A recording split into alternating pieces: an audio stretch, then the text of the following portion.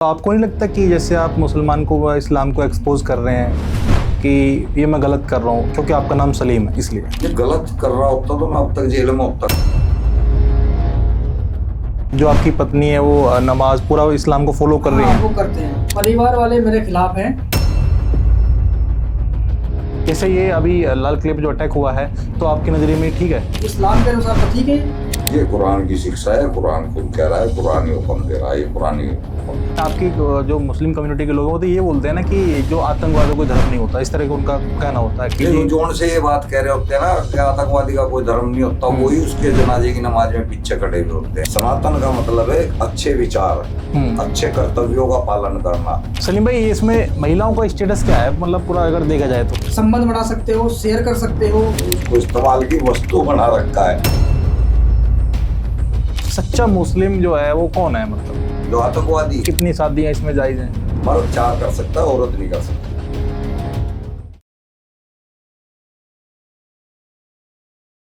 नमस्कार, स्वागत है आपका हमारी पॉडकास्ट सीरीज में। मैं हूं आपके साथ कंचन कुमार। आज मैं आपकी एक ऐसे दो लोगों से मुलाकात कराऊंगा जो मुसलमान होते हुए भी इस्लाम को एक्सपोज करने में लगे हुए हैं, जिनका नाम है सलीम वास्तिक और एहसान जी। एहसान जी और सलीम जी, आपका बहुत बहुत स्वागत है हमारी पॉडकास्ट सीरीज में। Thank you. पहले मैं सलीम जी से पूछना चाहूँगा कि इसकी शुरुआत कैसे हुई आपके जीवन में?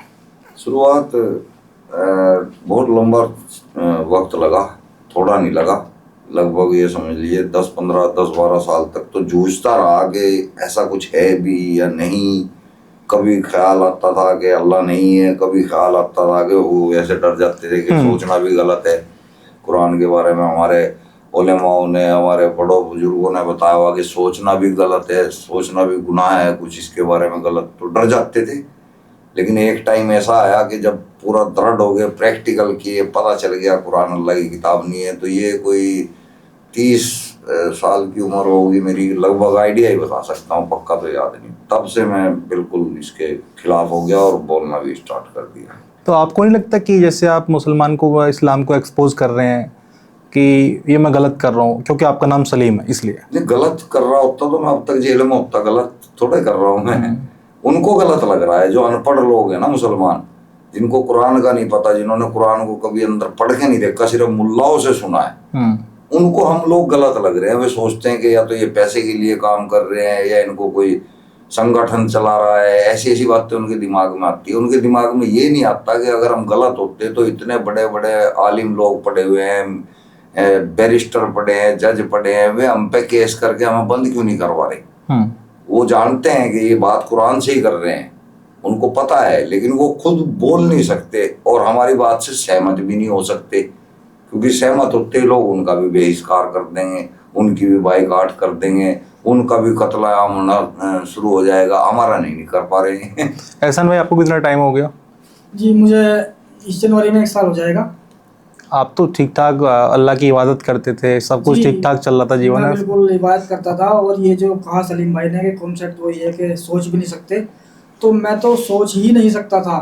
लेकिन जैसे ही मुझे पता चला कि इसके अंदर कुछ ऐसी बातें हैं, जैसे सलीम भाई का मैं चैनल देखता था, और कहानी बहुत लंबी है इनकी मेरी, लेकिन बस मैंने इन्होंने मुझे सवाल दिए, कहा कि इनको चेक करो, आप हाफिज़ हो तो आप इन्हें चेक कर लो, अगर ऐसा है तो खुद फैसला कर लेना। तो मैंने वो चीज़ें चेक करी, फिर मैंने आलिमों से पूछा जा जाकर, लेकिन मुझे कोई जवाब नहीं मिला। फिर मैंने खुद ही इस पर बारीकी से चीज़ को करा, मतलब सही से, तो मैं कंफर्म हो गया कि हाँ, अल्लाह जो है ना कुरान का, वो अल्लाह नहीं है। बाकी हो सकता है कोई दुनिया को बनाने वाला, लेकिन कुरान का अल्लाह नहीं है, क्योंकि वो इंसानियत के खिलाफ काम करता है। एक ही इंसान को, दोनों उसने अगर बनाया पूरी दुनिया को, तो वो किसी एक को मारने के लिए कह रहा है, एक को कह रहा है तू सही है, तू मुझे मानता है, और जो मुझे नहीं मानता तो उसको मार दे। तो ऐसी ऐसी बातें वो करेगा, तो मैं नहीं मानता कि अगर अल्लाह है तो वो ऐसी बातें नहीं करेगा। कि 1 साल हो गया आपको?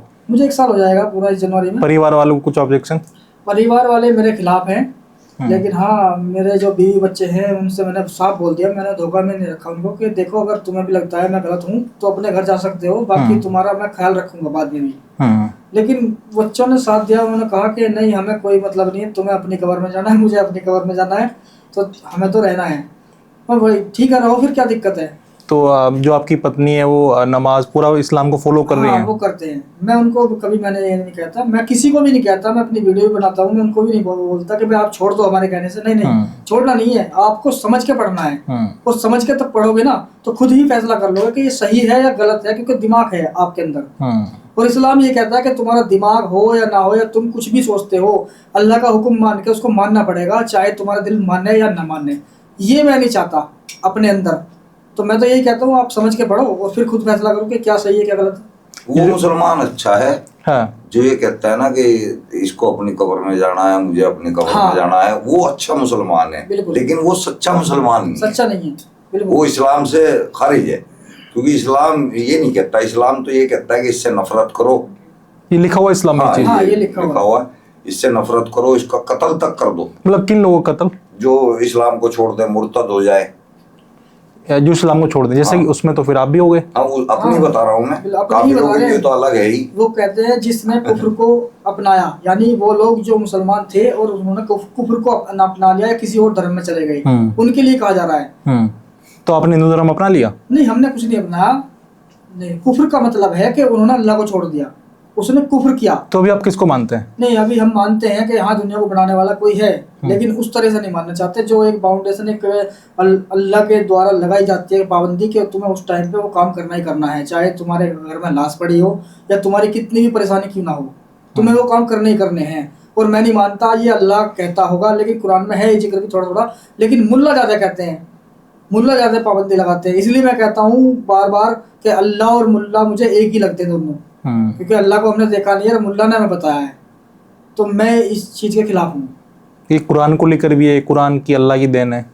वो तो मानसिकता है ना, ईमान है एक, मतलब अनदेखा ईमान है कि भाई वो अल्लाह का कलाम है, ये मानना है आपको। अगर तुमने ये जरा सा भी शक कर लिया मुसलमान ने कि नहीं नहीं ये ऐसा हो सकता है या नहीं हो सकता, तो वहीं खारिज हो जाएगा मुसलमान। सोच ही नहीं सकता। सलीम भाई, आप पे कुछ ऑफ कैमरा ये भी आरोप लगाए जाते हैं कि आपको पैसा मिलता है इस्लाम को एक्सपोज करने के लिए, ऐसा, और आपको मतलब कि आप बोलते हैं कुछ लोग कि ये इनकी तबीयत ठीक नहीं है, इनको हॉस्पिटल में एडमिट करा दिया जाए, ऐसे मतलब ऑफ कैमरा, मतलब आपको आपके सामने हो, तबीयत आपको दिख रही है, मैं कैसा आदमी हूँ, फिट फाट आदमी हूँ। रही बात पैसा की, हम जो काम कर रहे हैं ना, कुछ लोग हमसे प्रेरित होके हमें अपनी तरफ से कोई 151, कोई 251, कोई 501, कोई 1001 सगुन के तौर पे एक तरह से हमारे को दिखते हैं। वो सोचते हैं कि हम कहीं दान देंगे उससे बेटर हम इनको दान दें, वो एक तरह से हमारा कंट्रीब्यूट कर रहे हैं। तो उनकी इच्छा है, आज मान लीजिए आज एक ने कर दिया तो कल को वो नहीं करेगा, तो कर रहे हैं, अलग अलग लोग कर रहे हैं। अब ये इनको चुभ रहा है तो चुभता रहे। ये मेरे साथ हुआ है कि कहते हैं लोग कि, लेकिन मैंने जब शुरू में वीडियो डाली थी अपने चैनल पे तो मुझ पे हमला हुआ कर भाई, मेरे ऊपर लगभग 4-5 हमले हो चुके हैं, मतलब आसपास में ही, और बढ़िया वाले हुए हैं। क्या बोलते हैं वो लोग जब आते हैं तो? कुछ तो बोलते हैं, मार धाड़ करते हैं, गालियां देते हैं, बस यही काम करते हैं, फिर भगना पड़ता है वहां से मुझे। लेकिन जब शुरू की वीडियो डाली थी तो वही किसी भाई का फोन आया मेरे पास के, जैसा देखा एहसान भाई वीडियो बना रहे हैं इस तरह की, तो जैसे सलीम भाई ने कहा कंट्रीब्यूट करते हैं, तो उन्होंने कहा कि जी हम हेल्प करना चाहते हैं। मैंने कहा भाई तुम हेल्प क्यों करना चाहते हो, मैं तो अपने सवाल पूछ रहा हूँ कि नहीं आप पूछे जाओ कोई दिक्कत नहीं, लेकिन हमें लग रहा है कि हमें आपको हेल्प करना है, तो आप नंबर डालो अपना। मगर भाई मैं नंबर, ये मेरा कॉल नंबर भी है और वैसा भी है, बाकी तुम्हें जो अच्छा लगे वो कर लो। हमने कभी नहीं कहा कि भाई हमें कोई दो, और हम क्यों लेंगे भाई, हमें कोई दे रहा है तो लेंगे, क्या दिक्कत है, पैसा किसको नहीं चाहिए। मेरा तो अब आप ये देखो, महीने में 30 दिन होते हैं और 30 के 30 दिन हमारी रोज पॉडकास्ट होती है या न्यूज चैनल पे होते हैं, कहीं ना कहीं हम प्रोग्राम के अंदर होते हैं। जी जी। तो हम खाएंगे कैसे? सही बात है। आपसे पैसे नहीं लेते हम, बिल्कुल सही, किसी और से पैसे नहीं लेते, खाएंगे कहाँ से? तो लोग ये देख के अपनी तरफ से करते रहते। अच्छा सलीम जी ये बताओ, जब आपने ये मुस्लिम से छोड़ा तो उसको आपको क्या लगा कि भाई अब यार बहुत हो गया, मतलब कि अब इसको मुंह कर देना चाहिए, हट जाना चाहिए इस चीज से? किस चीज से? इस्लाम से। हाँ तो वो तो पता लगते ही हट गए थे ना। कैसे पता लगा वो चीज? पढ़ के, तालीम हासिल करके। तो आप कुछ आपके सवाल होंगे, आप उनके अपने जो आपके मौलवी वगैरह होते उनके पास भी गए हो गया? वो कोई नहीं बात करता। कोई नहीं बात करता। कोई नहीं बात करता। बड़े से बड़ा आलिम, छोटे से छोटा आलिम, कोई नहीं बात करता। मैं तो अब ये समझने लगा हूँ ये बचते क्यों हैं। हकीकत में मैं अब तक ये सोचता था कि हो सकता है मैं ही गलत हूँ या ये मुझसे बचना चाह रहे हैं। अब मुझे पता चल चुका कि बचते क्यों हैं। वे इसलिए बचते हैं कि पैसा जो आता है उनका आगे पीछे से और उनका काम चल रहा है, पेट भर रहा है इनका झूठ बोल के, लोग बहका के चला रहे हैं इस तरह से उम्मत का नाम लेके। तो अगर वो इस चीज पर उम्मत क्या होता है? उम्मत नबी सल्लल्लाहु अलैहि वसल्लम की जितने मुसलमान कौम इस्लामिक कौम जो मुसलमान कहलाती है वो उम्मत है, यानी कि नबी की उम्मत ठीक है। तो वो उसको बहका रहे एक तरह झूठ बोल के। और ये झूठी है कि अगर हम जो देख रहे हैं उस चीज को वो आम मुसलमान को नहीं बताते, हमें पता चल रहा है और हम कह रहे हैं भाई जवाब दो क्योंकि आपने हमें पढ़ाया है, लेकिन वो जवाब नहीं देते। क्या बोल देते हैं? अगर देंगे तो उनका वो खुद एक्सपोज हो जाएंगे। तो जो आम मुसलमान है वो भी उनके मुंह पे थप्पड़ मारेंगे जाके कि हम तुम्हें तनख्वाह भी देते हैं, खाना भी देते हैं, रहने को घर भी देते हैं और कपड़ा भी देते हैं, तनख्वाह तो देते हैं, फिर तुम हमें झूठ क्यों बता रहे हो? इसका मतलब एहसान सही है या सलीम आस्तिक सही है? लेकिन वो वही बहकाने वाली बात है, अनदेखा ईमान की वो है बस। गली मोहल्ले के लौंडे डिबेट करने आते हैं जिनको आपसे नहीं पता, वो लोग डिबेट करने आते हैं। ये बड़े बड़े दारुल उलूम है, जमुनानगर मदरसा है, बरेली मदरसा है, ये इतने बड़े बड़े मदरसे पैसा इकट्ठा करने को लगे हुए, हम नहीं दिख रहे इनको। भाई 20-20, 22-22 मिलियन व्यूज है हमारी वीडियो के ऊपर, उन तक भी तो पहुंच रही होगी। वे साले आके जवाब क्यों नहीं दे रहे हमारे? सलीम भाई, आपके नजरिए से सच्चा मुस्लिम जो है वो कौन है? मतलब जो आतंकवादी टाइप। अभी जैसे दिल्ली में जो टेरर अटैक हुआ है लाल किले पे, वो सच्चे मुसलमान थे। और सच्चे मुसलमान को उसका पढ़ाई से कोई वास्ता नहीं कि उसने डॉक्टरी कर रखी है, वो इंजीनियर है, इसका पढ़ाई से कोई वास्ता नहीं है। कुरान ने सबके लिए एक ही आदेश दे रखा है, जिहाद करो और इस्लाम को पूरी दुनिया पे नाफिज करो। उसके लिए अगर तुम्हें मरना भी पड़ जाए तो अल्लाह के यहाँ तुम्हारे को जन्नत मिलेगी। अच्छा, मैंने ये भी देखा खुद मैंने एक्सपीरियंस किया इसमें, जो मुस्लिम लोग हैं जैसे उनसे कुछ बातचीत करते हैं इस विषय पे, वो कुछ जवाब देने से वो बचते हैं। हाँ, क्योंकि उनको पता है कि गलत ही निकलेगा उनके मुंह से। पर डिफेंड कैसे करेंगे? एक गलत चीज को डिफेंड कर ही नहीं सकते ना। जैसे ये अभी लाल किले पे जो अटैक हुआ है, तो आपके नजरिए में ठीक है? ठीक कैसे है? इस्लाम के अनुसार हुआ है। इस्लाम के अनुसार तो ठीक है, उसके अनुसार हुआ है, लेकिन मानवता के लिए तो देखो गलत है ना यार। वो पढ़े लिखे डॉक्टर अपने आप को बम बांध के फट रहे हैं, जो डिग्री हासिल की है, जो साइंस पढ़ के डॉक्टर बने हैं, वो मान रहे हैं कि कोई आदमी उंगली के इशारे से चांद के टुकड़े कर देगा। साइंस पढ़ के डॉक्टर बने हैं, वो लोग मान रहे हैं। कुरान में लिखा हुआ है ऐसा? हाँ, ये कुरान क्या लिखा हुआ है? कुछ ऐसी कोई आयत पढ़ के बताएंगे जो कुरान में लिखा हुआ है इस तरह की कुछ? अब काफिरों के ऊपर पढ़ दें। हाँ, पढ़ दें। जो एक कुल या अय्युहल काफिरून ला अब्दु मा ताबदूना वला अंतुम अब्दुना मा अब्दु लकुम दीनुकुम वलिय दीन, ये पूरे काफिरों के बारे में है। हाँ, इसका अर्थ क्या है? कि इन सभी काफिरों से कह दो, अच्छा, जितने भी दुनिया के अंदर काफिर है, अलग अलग जैसे काफिर जो इस्लाम को नहीं मानता, अदर धर्म का है, किसी भी धर्म का हो, चाहे वो सिख हो, चाहे वो ईसाई हो, चाहे वो हिंदू हो, कोई से भी धर्म का है, ठीक है, कि दुनिया में एक ही निजाम रहेगा, वो इस्लाम होगा। हाँ, कोई और निजाम काबिले एतबार नहीं होगा, कबूल नहीं किया जाएगा। किसी और धर्म के मानने वालों को दोजख में भेजा जाएगा और उसके भगवानों को भी दोजख में रखा जाएगा। लेकिन लेकिन आपकी जो मुस्लिम कम्युनिटी के लोग होते हैं ये बोलते हैं ना कि जो आतंकवाद का कोई धर्म नहीं होता, इस तरह का उनका कहना होता है कि जोन से ये बात कह रहे होते हैं ना कि आतंकवादी का कोई धर्म नहीं होता, वही उसके जनाजे की नमाज में पीछे खड़े हुए होते हैं, नमाज पढ़ रहे। बात एक और भी है भाई, कहते हैं ना कि भाई आतंकवादी का मजहब नहीं होता या मतलब उसका धर्म नहीं होता। तो मान ले चलो आतंकवादी का मजहब नहीं होता या वो नहीं होता, तो फिर हर आतंकवादी मुसलमान ही क्यों होता है? बात ये भी है ना। ज्यादा रेशियो में तो मुस्लिम ही मुस्लिम ही मिलते ज्यादातर। और मैं मानता हूँ बहुत से मुसलमान कहते हैं कि भाई ऐसे और धर्म के भी लोग होते हैं, दंगा फैलाते हैं। दंगा तो फैलाते हैं, आतंकवादी तो नहीं होता हिंदू कोई। मैं कहता हूँ कि अगर वो करते हैं ना तो वो किसी धर्म के एतबार पर नहीं करते, वो सिर्फ अपना दंगा करेंगे ना, वो देखेंगे कि ये किसान है या मुसलमान है या क्या है। मुसलमान ही क्यों करता है अल्लाह अकबर बोल के, या उसके उस काम में अल्लाह की किताब का वर्णन क्यों मिलता है जो देखने को हमें मिलता है। पहलगांव में भी हुआ, यही चीजें हुई है, खतना चेक करेगा, नाम पूछेगा, क्यों पूछ रहे हो भाई? अगर मुसलमान का तुम्हारा उसमें धर्म नहीं आता तो, और मर जाता है तो तुम रोते हो छाती पीट पीट के उनके परिवार वाले। अगर उनका धर्म नहीं है उन्हें कूड़े में फेंक दो, उन्हें नाले में डाल दो, अगर इतनी वो है तुम्हारे नफरत उनसे कि वो उनका धर्म नहीं होता। उन्हें कब्रिस्तान में जगह भी दी जाती है, उनकी जनाजे की नमाज भी पढ़ी जाती है, सारे काम करते हैं वो लोग। तो फिर ऐसा क्यों है? अगर तुम जबान से कह रहे हो इसका अगर उसका मतलब तो मजहब नहीं था तो नमाज कैसे हो रही है उसकी? भाई अगर उसका मजहब नहीं है तो फिर तो इसका मतलब अलतकैया कर रहे हो हिंदुओं के देश में रह के। हाँ। कुरान कह रहा है खुद, सूरह नहल की आयत नंबर 106 के मुताबिक अल्लाह खुद कह रहा है कि अगर तुम कहीं फंस जाओ, तुम्हारी जान माल पे आफत आ जाए, तो तुम्हारे दिल में मेरा नाम रहना चाहिए सच्चा, लेकिन जबान पर तुम झूठ बोल कर निकल सकते गाली भी दे सकते हो मुझे फिर। अच्छा। हाँ, झूठ इस्लाम बोल के को निकल भी सकते गाली हो दे तुम। सकते हो, कुछ तो भी कह इसका सकते मतलब हो। ये अलतकैया कर रहे हैं काफिरों के बीच में रह के कि हाँ उनका मजहब नहीं होता। लेकिन जब इस दुनिया में, कि ये क्या गारंटी है कि हिंदुस्तान के अंदर जब कानून चलेगा कुरान का, तो सूरह तौबा आयत नंबर 5 के मुताबिक क्यों नहीं चलेगी वो तौबा?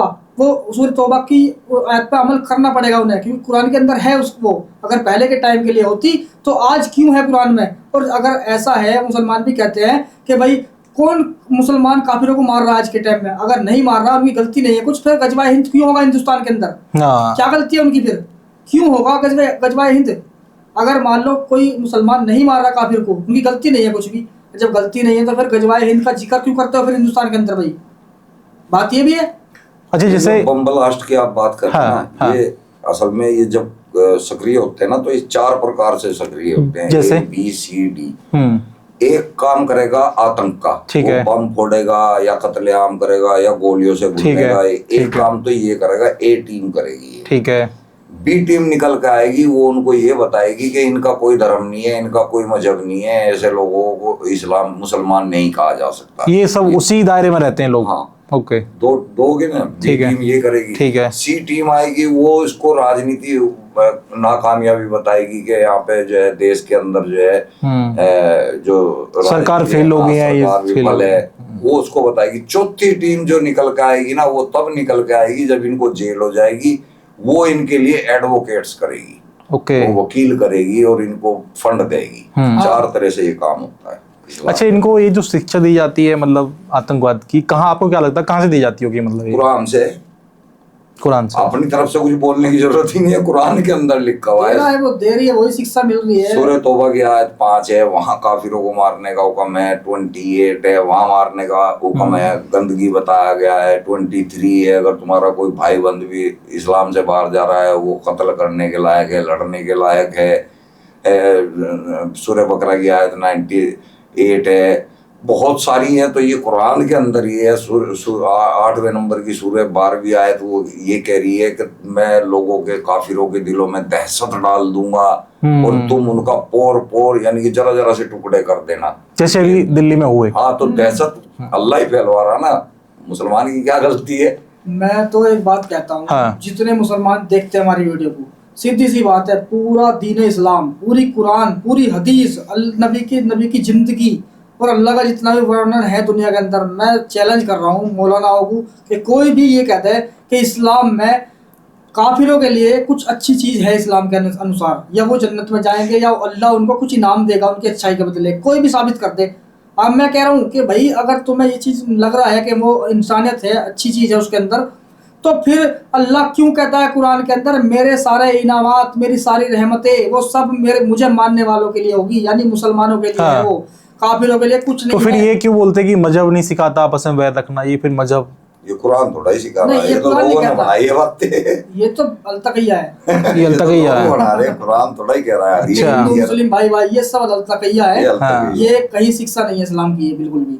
कोई साबित कर दो कि हाँ हदीस में है या कुरान में है कि हिंदू जब मुस्लिम उनको भाई टट्टी बता दिया, उनसे नफरत का हुक्म दे दिया, उनको कत्ल करने का आदेश दे दिया, तो उनसे दोस्ती कैसे, भाई कैसे बोल देंगे उसको? लेकिन मुस्लिम तो बहुत लोग मानते हैं कि आप भाई हो, हिंदू लोगों को बहुत अच्छे से, तो कभी भी कुछ भी कर सकते हैं। 100% जिस दिन कुरान को पढ़ेंगे उस दिन अमल करना पड़ेगा, नहीं तो मुसलमान इस चीज ये तीसरे एक हफ्ता गुजरा ना, इसके बाद मैं खुद इस पे यकीन करने लगा।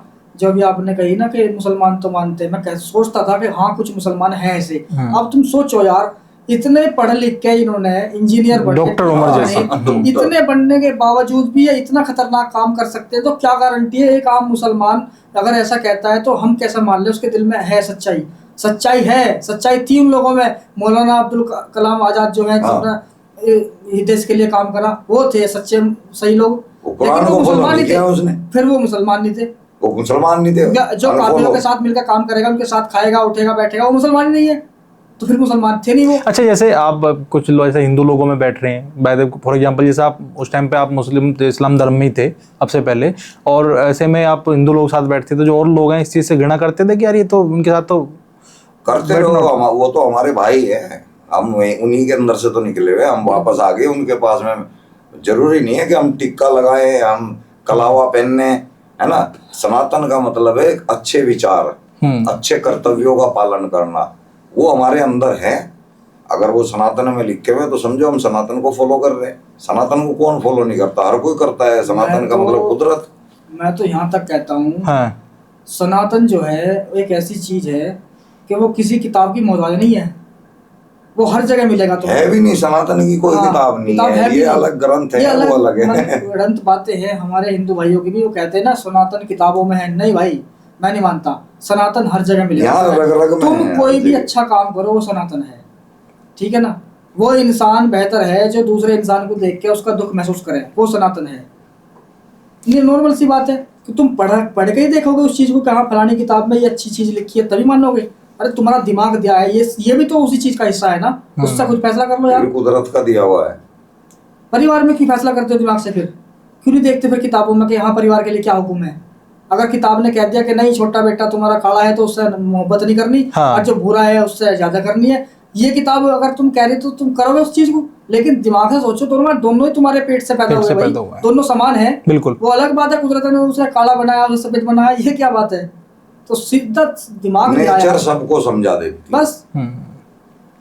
तो ये आज तो आप टोपी लगा के भी आए। मैं हाँ, ये मेरे दिमाग में चल रही थी सवाल, ये आपने पूछ लिया, सही पूछा। इस्लाम के अंदर कोई जिक्र नहीं है किसी भी लिबास का कि आपको ये लिबास पहनना ही पहनना है, ये इसका हिस्सा है। लेकिन हाँ ये कहते हैं कि नबी सल्लल्लाहु अलैहि वसल्लम ने सफ़ेद लिबास पहना तो हम उनको खुश करने के लिए, उनके तरीके पर चलने के लिए पहनते हैं, लेकिन उसका हुक्म नहीं है। ना ही नबी ने कहा कि तुम्हें सफ़ेद कपड़ा पहनना है, टोपी लगानी है, या तुम्हें कुर्ता पजामा ही पहनना है। नहीं, वो उस टाइम पे कल्चर था, क्योंकि पैंट शर्ट नहीं थी तो उस टाइम पे यही चीज़ें चलती थी, अबाया कुर्ता, और कुर्ते भी वो वाले जिनमें ये चीज़ नहीं थी पहले।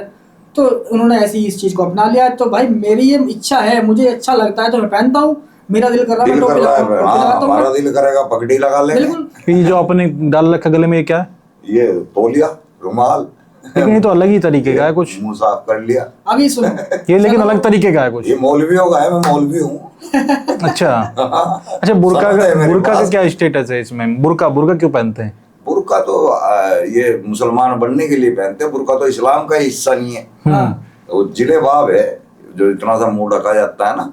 आपने अली बाबा 40 चोर फिल्म देखी होगी, इतना सा मुंह ढकती है उसका हुक्म है। बुर्के का तो हुक्म ही नहीं। बुर्का तो वहाँ की जरूरत है, रेत आता है, रेत से बचने के लिए पहनते हैं। क्यों कहा नबी ने कि ए उमर ने कहा था नबी से कि ए अल्लाह के रसूल अपनी बीवियों से कहो कि वो पर्दा करें जब बाहर निकलें। इसका मतलब नबी सल्लल्लाहु अलैहि वसल्लम की खुद की बीवियां बेपर्दा निकलती थी, ये साबित हो रहा है उनके कौल के मुताबिक। अब जब नबी को लगा कि हाँ भाई ऐसा होना चाहिए, तो हुक्म क्या दिया कि ए नबी की बीवियों आप अपने चेहरे और सीनों को छुपा लो। इसका मतलब सीने का जिक्र क्यों किया जा रहा? सीधी सी ये भी तो कह सकते थे कि आप अपने आप को ढांप के चलो, बिल्कुल छुपा के चलो, वो तुम्हारी इज्जत है। सीना क्यों कह रहा है अल्लाह, ऐसा क्यों कह रहा है? यानी इसका मतलब नबी सल्लल्लाहु अलैहि वसल्लम ने खुद अपनी ही इच्छाओं को पूरा करने के लिए ऐसी चीज़ों का जिक्र किया है। बहुत सी चीज़ें मिली हैं मुझे कुरान के अंदर कि सूरह अल अहज़ाब की 50 नंबर की आयत है जिसमें खुद अपने ऊपर सारी औरतें हलाल कर ली उन्होंने, चाचा की भी, मामा की भी, फूफी की भी। किसने? नबी सल्लल्लाहु अलैहि वसल्लम ने खुद ही हलाल कर ली कि वो औरतें भी जिनका मैं मेहर दे चुका हूँ, यानी जिनसे मेरी शादी हुई, और जो हिजरत करके मेरे साथ जो औरतें आई हैं, चाचा की, मामा की, खाला की, फूफी की, सब मेरे पे हलाल है बिना निकाह के। चाहे तो मैं निकाह करूँ चाहे ना करूँ, तो यानी बिना निकाह के भी हलाल है। और गुलाम औरतें जिनको मैंने जंग में जीता और वो मेरे साथ आई हैं हिजरत में ही, तो वो भी मेरे पे हलाल है बिना निकाह के। और खास है नबी ये तुम्हारे लिए है और मुसलमानों के लिए नहीं है। अल्लाह कह रहा है इस चीज़ को नबी के लिए। और वो औरतें भी, यानी मेरी अगर औरत एक पर्दादार है, बेहतरीन औरत है इस्लाम के मुताबिक, और उसका दिल कर आया कि मैं नबी के साथ जाना चाहती हूँ, उस पर हिबा करती हूँ अपने आप को, तो वो भी अल्लाह के रसूल के लिए जायज है, वो उनको भी ले सकते हैं। जी, वहाँ पे हलाल कर दिया। अब आ जाओ सूरह अल अहज़ाब की आयत नंबर 52 में। वहाँ पे नबी सल्लल्लाहु अलैहि वसल्लम की उम्र इतनी होगी कि वो कुछ कर नहीं सकते। वो वहाँ पे अल्लाह का नाम लेकर ये कहलवा दिया कि अल्लाह कह रहा है कि ए नबी अब तुम और शादी नहीं कर सकते, जुगाड़ सेट नहीं हो रहा। अच्छा। अब तुम और शादी नहीं कर सकते हो, हाँ। और आगे तुम उन्हें तलाक भी नहीं दे सकते जो तुम्हारी बीवियां हैं, हाँ। और चाहे वो कितनी भी खूबसूरत तुम्हें लगे, हाँ। और औरतें, और सिवाय तुम्हारी ममलूका गुलाम बांदियों के। इस गुलाम का जिक्र क्यों आया? तो साबित हो रहा सीधा सीधा कि भाई इसका मतलब वो गुलाम औरतों के साथ संबंध बना सकते हैं। यानी गुलाम का जिक्र क्यों किया नबी ने अपने आप ही, कि हो सकता है कभी कब शादी तो मैं कर नहीं सकता और इनको तलाक भी नहीं दे सकता, हो सकता है कोई अच्छी मुझे दिखाई दे जाए गुलाम और नस फड़क जाए मेरी, तो मैं उसके साथ मिल सकता हूँ बिना निकाह के। ये साबित हो रहा है कुरान से ही। इस्लाम में कितनी हाँ इसके बारे में थोड़ा सा खुलासा और मैं दे दूं। हाँ। आधा बताया ऐसा हाँ जी। जो जिलेबाब आया ना, उसका कारण क्या था, वो क्यों आया? जो मुंह पे बांधते थे। हाँ, जो नकाब, वो एक उमर था उसका साहबी मोहम्मद साहब का, वो वहां लुगाइयों को ताड़ता था जब वे आगे जाती थी खेत में। ये हदीस भी है। तो एक दिन मोहम्मद की घरवाली ने देख लिया कि उमर मेरे को देख रहा है, उसने शिकायत कर दी। उसने शिकायत कर दी मोहम्मद से। मोहम्मद ने उसे बुला के पूछा होगा कि भाई तू क्यों ताड़ रहा? कहला या हुजूर मुझे क्या पता ये हमारे घर की है। कह रहा कोई निशानी तो ऐसी होवे, कोई पर्दा ऐसा होवे कि पता लग जाए। तो उसने कहा कि आज से सारी मुस्लिम औरतें घर की घरवालियां जिलेबाब लगाया करेगी ताकि वो पहचान में आ जा सके और उनको कोई ना छेड़े, बाकी को छेड़ो।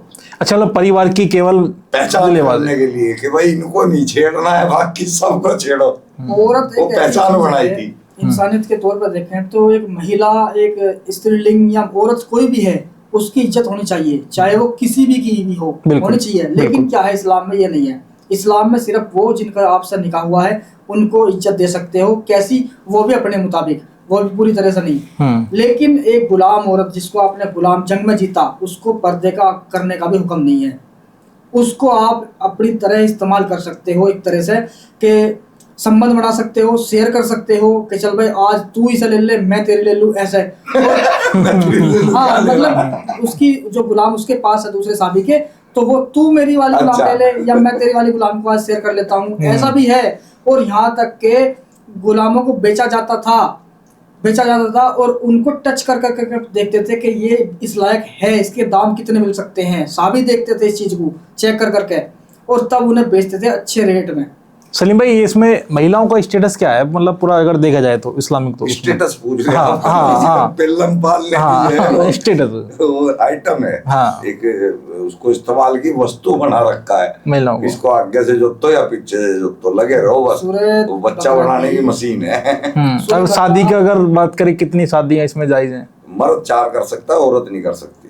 वैसे मोहम्मद ने खुद जो है 11 कर ली थी और औरों को जो है मना कर दिया कि नहीं बस तुम 4 ही करना। 4 शादी भी लेकिन बहुत हैं। एक शादी हिंदू धर्म में, एक शादी जी एक का पूरा नहीं फटता। साले डॉक्टर के बैठे रहे सारा दिन, दवाई लेने को ले, सही नहीं हो रहा भाई, मामला सेट नहीं हो रहा, 4 करके औरों के लिए लगते हैं। असल में तो शौक अपना करते हैं, काम औरों के चलते हैं। सूरह बकरा की आयत नंबर 223 में खुद अल्लाह कह रहा है कि ये औरतें तुम्हारी खेतियां हैं, इनसे जैसा चाहो वैसे इनमें दाखिल हो जाओ।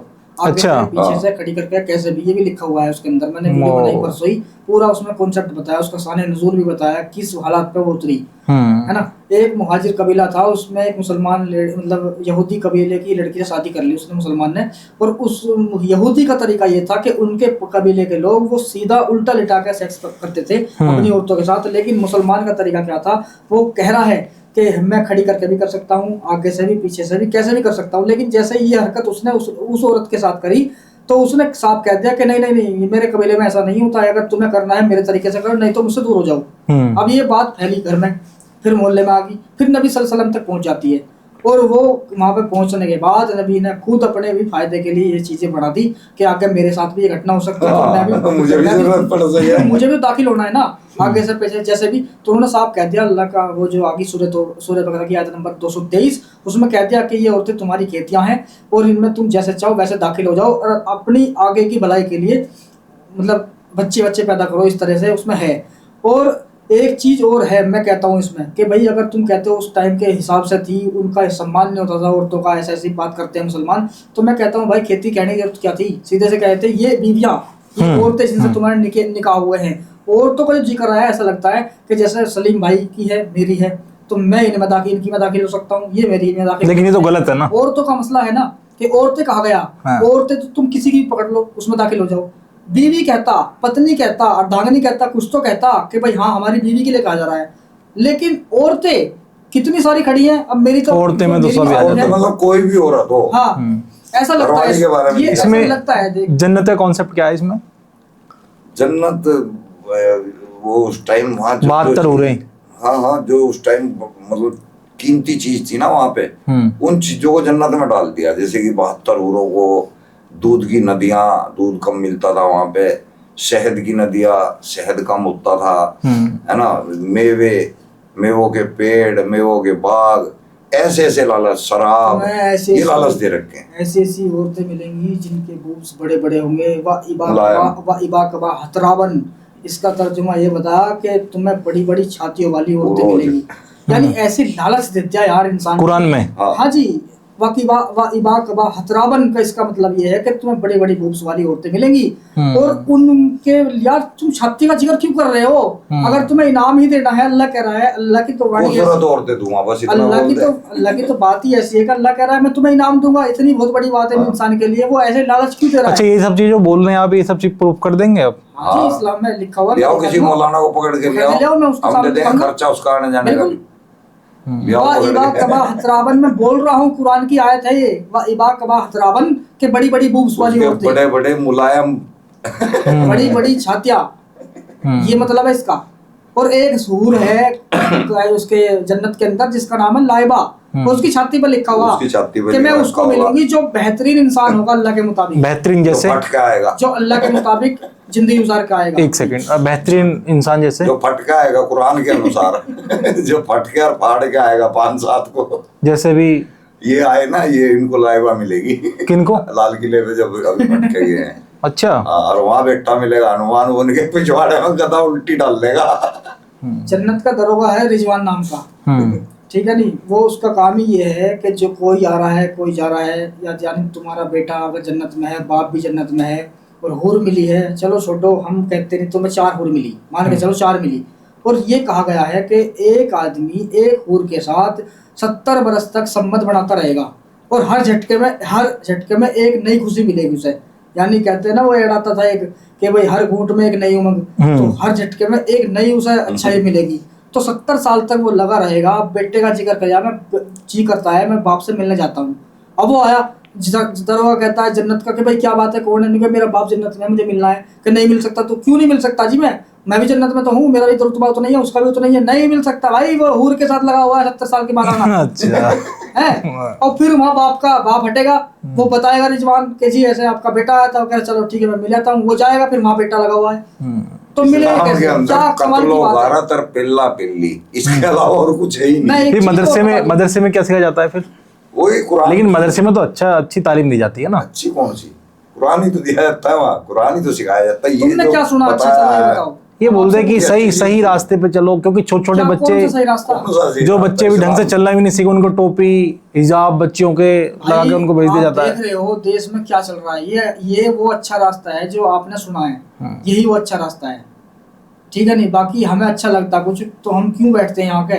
मैं तुम्हें बता दूं, अभी तुमने जन्नत का जिक्र करा, मैं एक और बात रखूंगा कि मुसलमान देखेंगे, उन्हें जलना चाहिए, उन्हें महसूस होना चाहिए कि हाँ सामने वाला बोल क्या रहा। जन्नत में कहा गया है, अल्लाह कहता है, कुरान में भी है कि तुम्हें जो हूरें मिलेंगी उनमें ना तो तुम्हें भूख लगेगी ना प्यास लगेगी, इंसान के लिए कहा। और हूर के बारे में ये कहा कि उनका पीछे का सुराख नहीं होगा, आगे का होगा। अब इससे साबित क्या हो रहा कि वहाँ पे गंदगी नहीं आएगी, लैट्रिन पेशाब नहीं आने की तुम्हारे, क्योंकि हूर का तो लैट्रिन पेशाब आती नहीं है, क्योंकि तो पाक है। चलो अगर उसके नहीं आती है तो पीछे का सुराख बंद है, आगे का क्यों है फिर? इसका मतलब उसको पेशाब अगर नहीं आता है तो आगे का सुराख क्यों दिया? इसलिए दिया कि उसके साथ संबंध भी बनाए जाएंगे। ये साबित हो रहा है इस चीज को देखते हुए। आगे का अगर सुराख दिया जा रहा है तो संबंध बढ़ाया जाएगा, या तो फिर पेशाब निकलेगा उससे। तो मतलब क्या है, जब उसका लैट्रिन पेशाब आनी नहीं तो फिर सुराख क्यों दे रहे हो? ऐसा नहीं, कभी आपने हलाला किया है? नहीं जी नहीं, मैंने हलाला नहीं करा। हाँ सुना है, सुन के ही मुझे बहुत बुरा लगता है। सलीम भाई ने करे हलाले? सलीम भाई आपने किया हलाला? कितने कर दिए लगभग? 2 करे थे लगभग, क्या बस 2 ही करे थे, उसके बाद छोड़ ही दिया था। किसके कैसे, मतलब बताओ ना थोड़ा। अम्बाला मजार पे था मैं उस वक्त, हाँ, खिल्लन मालन गांव में। वहां पे मेरे पास आया था लगभग 6 दिन के अंदर, पता नहीं हफ्ता ही हुआ होगा, हफ्ते के अंदर 2 हलाले आए थे। पहला आया था, उन्होंने मेरे साथ जोड़ा जी इस तरह गलती कर दी बच्चे ने, और अब ये वापस आना चाहते हैं, तो इस्लाम के अनुसार हलाला मेरे को पता था। हाँ, आप क्या करते थे वहाँ पे? मैं मुजावर था। अच्छा, हाँ आपने भी हाँ, बहुत सब कड़ा कुछ काम किया। किया। हाँ। धूप बत्ती पैसा तब कमाता था मैं, हाँ। अब नहीं कमा रहा। उस वक्त कमाता था, उस वक्त 3-3 हजार रुपए 4-4 हजार रुपए पर डे आते थे मेरे कहाँ पास। से आते थे वो? लोग पब्लिक देते थे अंधविश्वास में। वो कोई ताबीज बनवाने आ रहा है, कोई झाड़ू फूंक लगवाने फूंक आ वाला रहा है, सिस्टम। हैं? हाँ। फूंक। बाबा हाँ। सलीम, बाबा सलीम अब के पास चलते हैं। तो उस वक्त के 3 हजार रुपए का मतलब आज के 30 हजार 40 हजार आज के। तो पैसा तो उस वक्त कमा रहा था जिसे मैं लात मार के आया, छोड़ के आया। क्यों छोड़ के आए थे? बुरा काम था, बुरा लगा बाद अच्छा में। था। पहले अच्छा था। इसीलिए तो छोड़ा। अगर अच्छा होता छोड़ते थोड़ा फिर लगे रहते। बुराई थी। धोखा दे, दो धोखा भी है। लेके ये 11-11 धोखा भी है। हजार में।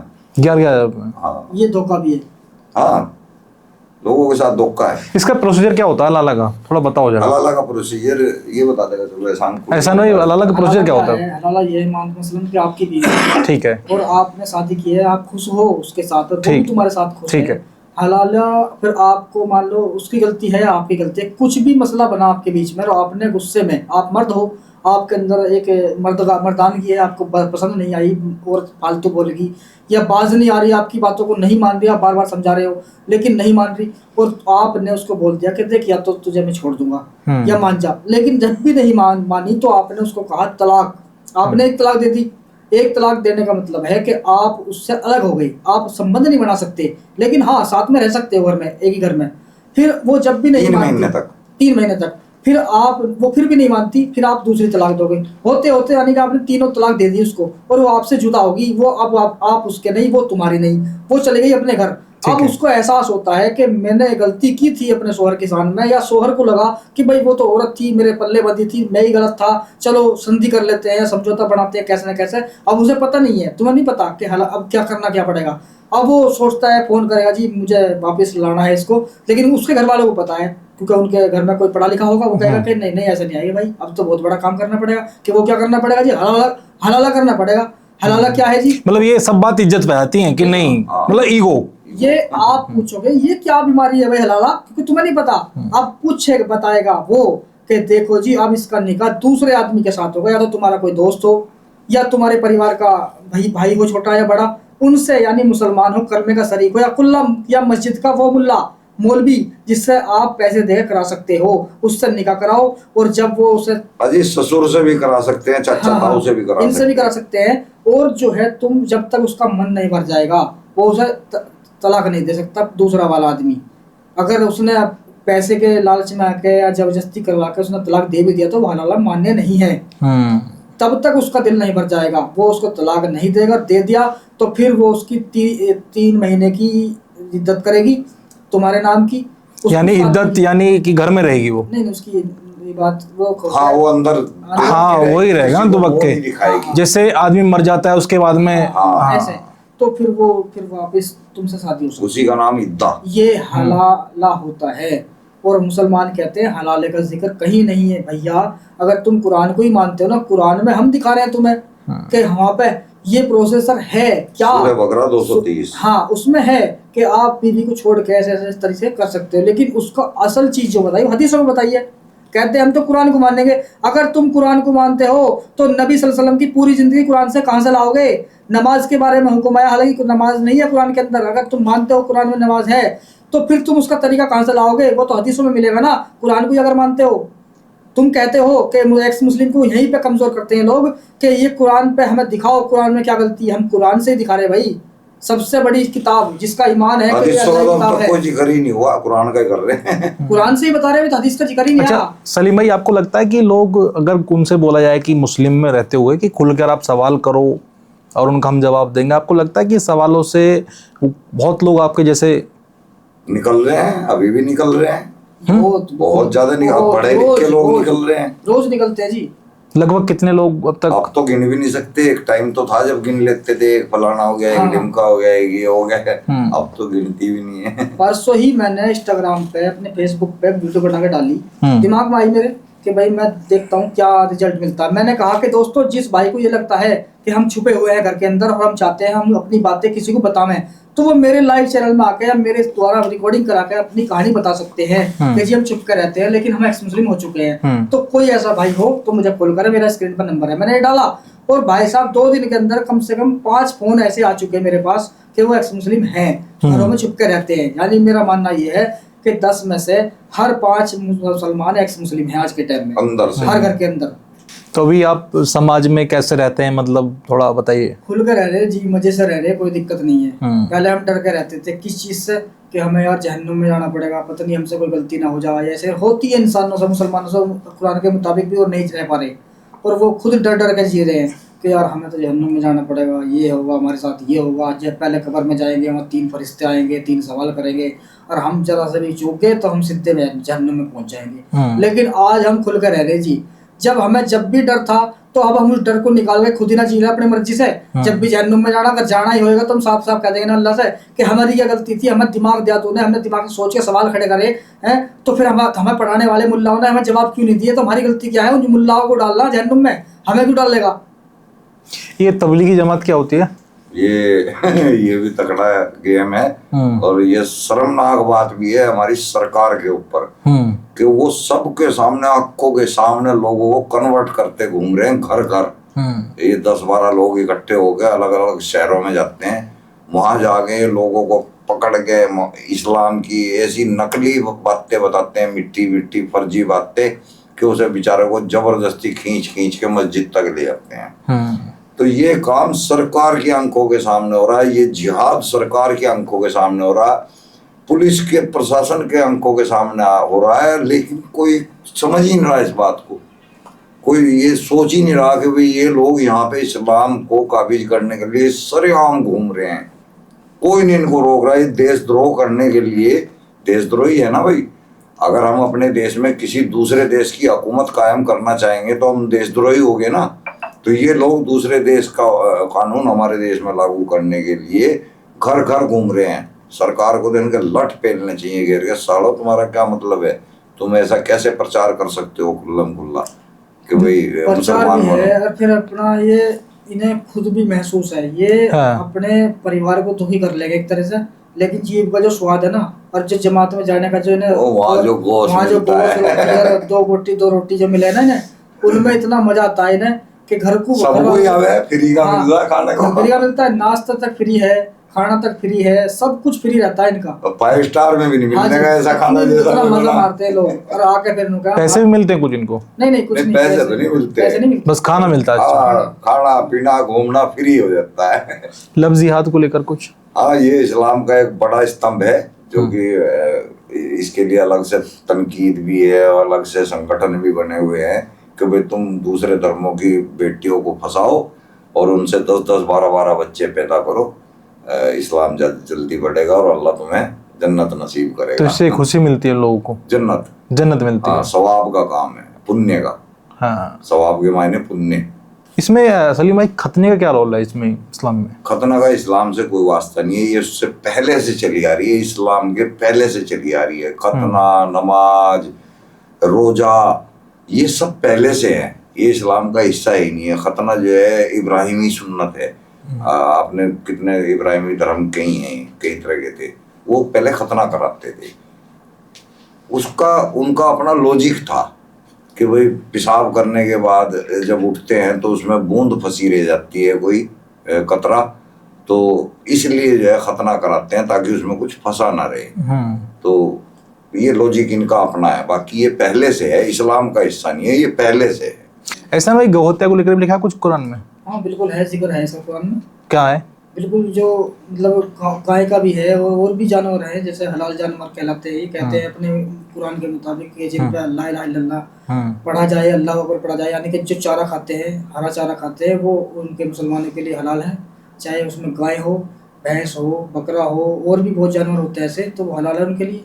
वैसे बकर के मायने गाय होता है, सूर्य बकर इसी के ऊपर आई हुई है, उसका नाम भी सूर्य गाय है ना। और ये सूर्य हज के अंदर बताया गया है कि आप सबसे पहले जो जानवरों के नाम लिखे हैं उनमें सबसे पहला नाम गाय का ही उसमें लिखा हुआ है। हाँ, गाय का है, दुम्बे का है, फिर अलग अलग जो परिंदे हैं उनका है, लेकिन गाय का सबसे पहले। सलीम भाई, इस्लाम में रहते हुए इस्लाम से नफरत क्यों? वो नफरत के लायक है भाई। वो जो लोगों में नफरत फैलाएगा तो वो नफरत के लायक है। एहसान भाई, मदरसे में क्या शिक्षा दी जाती है? शिक्षा वही कुरान की दी जाती है जो कि हमें आज लग रही है वो गलत है। जो अभी लाल किले पे आतंकवाद अटैक हुआ है, इसको आप कैसे देखते हैं? ये कुरान की शिक्षा है। कुरान खुद कह रहा है, कुरान ही हुक्म दे रहा है, ये कुरानी हुक्म है। क्या जिसने ये अभी आतंकवाद अटैक किया है, क्या आपको लगता है कि वो जन्नत में जाएगा या फिर सीधे जन्नत में जाएंगे भाई साहब। कैसे? कुरान का हुक्म है, अल्लाह का हुक्म है कि जो मेरे नाम पे मेरे दीन के लिए शहीद होगा वो सीधा जन्नत में जाएगा। महिलाओं का स्टेटस क्या है इस्लाम में? खेती इस्तेमाल की वस्तु, उनका कोई स्टेटस नहीं है। इसमें आपने टोपी लगा रखी है, टोपी का स्टेटस क्या है? टोपी का स्टेटस कुछ नहीं है, इसमें कोई सब बनावटी बातें पसंद है अपनी। बस पसंद पसंद का खेल है, वो कुछ नहीं है। हलाल हलाल हलाला क्या है? हलाला हलाला औरत का बहुत बड़ा अपना अपमान है। ये बहुत गलत चीज है। छोटे बच्चों को मदरसों में क्या शिक्षा दी जाती है? कुरान की शिक्षा दी जाती है, बचपन से ही उसको माइंड वॉश किया जाता है एक तरह से कि अल्लाह तुम्हारा अल्लाह बनाने वाला है, नबी सल्लल्लाहु अलैहि वसल्लम की तरीके पे तुम्हें चलना है। बस यही उनकी ज़िंदगी बताई जाती है दिमाग में कि तुम दिमाग से कोई काम नहीं कर सकते। क्या कुरान में कुछ गौहत्या को लेकर भी लिखा है? हाँ, वो बताया ना, सूर्य बकर के अंदर है, सूर्य हज के अंदर है, कुर्बानी का जहाँ हुक्म है वो हत्या ही होगी ना, जब उसको कुर्बानी के लिए कहा गया। सच्चा मुस्लिम कौन? सच्चा मुसलमान वो जो मैं तो ये देखता हूँ जो आजकल आतंकवादी हैं वही इस्लाम को सही फॉलो कर रहे हैं, क्योंकि वो नाम पूछ के खतना चेक करके और इस्लाम के नाम पे अल्लाह अकबर कह के ही वो काम कर रहे हैं, तो वो सीधा वही सच्चे मुस्लिम हैं। महिला इस्लाम में बुर्का क्यों पहनती हैं? वो इस्लाम की देन नहीं है, वो सऊदी अरब की जरूरत है। वहाँ रेगिस्तान है तो धूल मिट्टी से रेत से बचने के लिए लोग मुसलमान भी बुर्का पहनते हैं वहाँ। तो ये तो फर्जी मुसलमान बनने के लिए वहाँ को कॉपी करते हैं, उनके जैसी ड्रेस पहनते हैं। क्या जो 5 टाइम का निवाजी है वो सच्चा मुस्लिम है? नहीं सच्चा मुसलमान वही है जो कुरान के ऊपर पूरा अमल करेगा, जो जिहाद करेगा, वो मुसलमान है। तो आपने सुना, ये थे सलीम वास्तिक जी और एहसान जी, जिन्होंने इस्लाम को देखते हुए अपनी राय रखी और इन्होंने जो पढ़ा कुरान में इन्होंने वो बताया। ऐसे ही दिलचस्प पॉडकास्ट देखने के लिए हमारे चैनल को सब्सक्राइब करें, लाइक करें, शेयर करें और हाँ, कमेंट करना बिल्कुल ना भूलें।